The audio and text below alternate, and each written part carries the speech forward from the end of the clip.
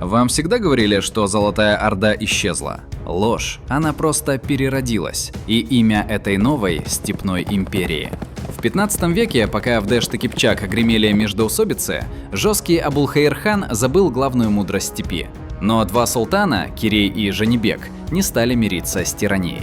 Они приняли дерзкое решение – увести 200 тысяч человек в Могулистан. Именно тогда их назвали «казак» – вольные, свободные. Это не было бегством, это был акт независимости, который превратил статус в имя целого народа. Казахское ханство не сосед Золотой Орды, а ее прямой наследник. Те же роды, те же законы, эволюция Ясы, та же чингизидская легитимность. Это ДНК Великой Степи. Сегодня Казахстан – это мост между великим прошлым Чингисхана и современностью. Мы не просто появились на карте, мы вернули себе степь. Как это удалось? Узнай всю историю в полном видео на канале «Казахская мудрость».